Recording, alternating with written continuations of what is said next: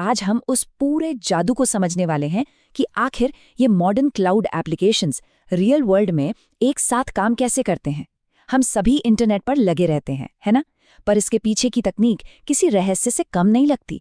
तो चलिए सीधे इसके अंदर चलते हैं और इस रहस्य से पर्दा उठाते हैं। तो चलिए सीधे इस मुख्य सवाल पर आते हैं। जब भी ब्राउज़र में YouTube या Netflix जैसा कोई URL टाइप किया जाता है, तो उस पेज के लोड होने से पहले के उन कुछ मिलीसेकंड्स में आखिर चल क्या रहा होता है? ये सब पलक झपकने से भी तेज होता है, लेकिन इसके पीछे एक बहुत ही विशाल और जटिल प्रक्रिया काम कर रही होती है। इस पूरी प्रोसेस को आसानी से समझने के लिए हमने इस एक्सप्लेनर को 6 मुख्य स्टेप्स में बांटा है। पहला, कनेक्टेड मॉडर्न क्लाउड। दूसरा, ब्राउज़र से एज तक। तीसरा, कोर इंजन की प्रोसेसिंग। चौथा, डेटा लाना और रिस्पॉन्स देना। पांचवां, ऑटोमेशन और स्केलिंग का जादू। और छठा, नेक्स्ट लर्निंग जर्नी। चलिए शुरुआत करते हैं पहले भाग से, कनेक्टेड मॉडर्न क्लाउड, यानी सबको एक साथ जोड़ना। ऐप ओपन करने की कुछ ही मिलीसेकंड्स के अंदर एक बहुत ही लंबी और आपस में जुड़ी हुई जर्नी शुरू हो जाती है। यूजर की डिवाइस से निकलकर, इंटरनेट से होते हुए, क्लाउड और एप्लीकेशन से गुजरकर सीधे डेटाबेस तक। ये किसी एक अकेले सर्वर का काम नहीं है, बल्कि कई अलग अलग सिस्टम्स का एक बिल्कुल परफेक्ट कोऑर्डिनेशन है। अब आते हैं दूसरे भाग पर, ब्राउज़र से एज तक, जहां से इस हाई स्पीड जर्नी की शुरुआत होती है। सबसे पहला स्टेप है DNS रेजोल्यूशन।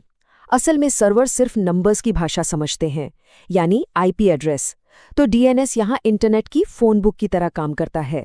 ये youtube.com जैसे आसान नामों को उन मुश्किल नंबर्स में ट्रांसलेट कर देता है, ताकि मशीनें आपस में कनेक्ट हो सकें।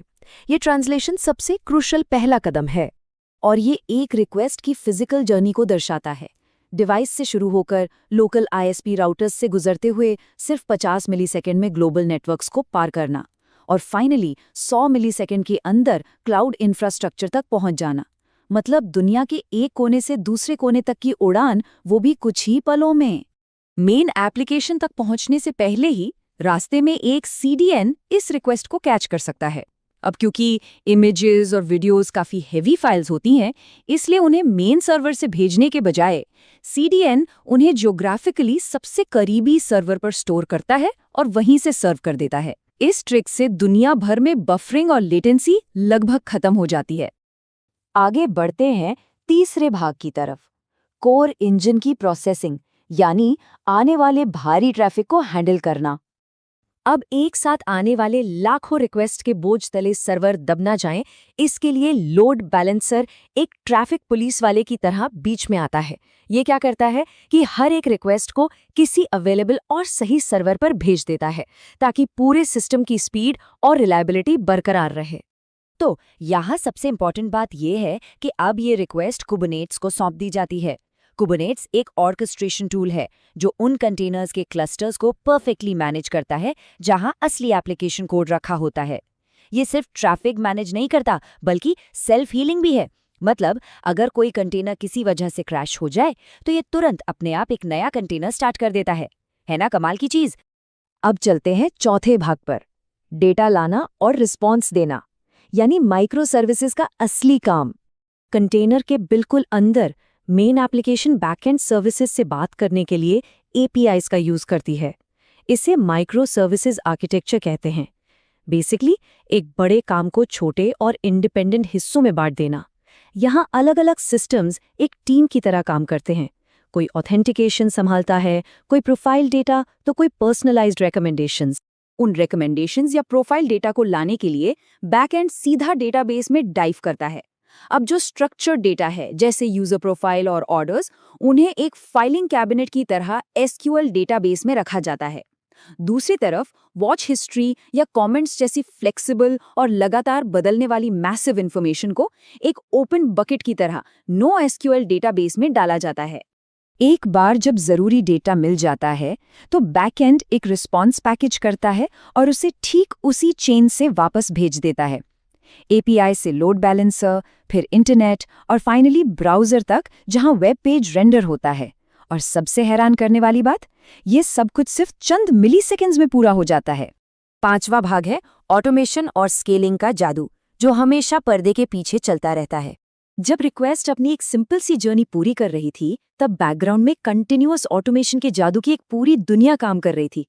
क्लाउड आर्किटेक्चर की असली ताकत यही तो है। ये बिना किसी ह्यूमन इंटरवेंशन के लगातार एक्टिविटी लॉग करता है, सिक्योरिटी चेक करता है और ट्रैफिक का लोड बढ़ने पर ऑटोमैटिकली सर्वर की कैपेसिटी को स्केल अप कर देता है। इसके अलावा कंटिन्यूअस इंटीग्रेशन और कंटिन्यूअस डिप्लॉयमेंट, जिसे CI/CD पाइपलाइन कहते हैं, ये सुनिश्चित करती हैं कि जब भी डेवलपर्स नया कोड या फीचर्स लिखें तो सिस्टम ऑटोमैटिकली कंटेनर्स बनाए, उन्हें टेस्ट करे और अपडेट्स को तेजी से लाइव कर दे। ये एप्लीकेशन को बिना रोके लगातार अपडेटेड और फॉल्ट टॉलरेंट बनाए रखता है। आखिर में छठा भाग, नेक्स्ट लर्निंग जर्नी, यानी क्लाउड का निर्माण खुद करना। तो अब जब इस पूरी ब्लूप्रिंट को टॉप टू बॉटम देख लिया गया है, तो थ्योरी से आगे बढ़कर इसे प्रैक्टिकली खुद बनाने की तरफ कदम बढ़ाने का वक्त आ गया है। इसके लिए गूगल क्लाउड कोर्सेज का उपयोग करते हुए एक बहुत ही well structured 2 part learning pathway design किया गया है। सबसे पहले आता है लेवल 1, द फाउंडेशन। ये एक काफी डिटेल्ड कोर्स है जिसे गूगल क्लाउड प्लेटफॉर्म यानी GCP के फंडामेंटल प्रिंसिपल्स की समझ को मजबूत करने के लिए बनाया गया है। इसमें कोर नेटवर्किंग, सर्वर कॉन्सेप्ट्स और क्लाउड इंफ्रास्ट्रक्चर की बारीकियों पर फोकस किया गया है। मॉडर्न वेबटेक में एक सॉलिड टेक्निकल बेस बनाने के लिए ये कोर्स बिल्कुल परफेक्ट है। और एक बार वो फाउंडेशन स्ट्रांग हो जाए, फिर लेवल 2, द बिल्डर में आगे बढ़ने का टाइम आता है। यहाँ थ्योरी से आगे निकलकर प्रैक्टिकल इम्प्लीमेंटेशन पर काम होता है। इसमें hands on DevOps practices, complex Kubernetes clusters को डिप्लॉय करना और कंटेनर मैनेजमेंट शामिल है। इसके साथ ही GCP पर रियल बैकएंड डेवलपमेंट और कॉम्प्लेक्स सिस्टम डिज़ाइन कैसे तैयार किया जाए, ये सब सिखाया जाता है। यही वो जगह है जहाँ असल जादू क्रिएट होता है।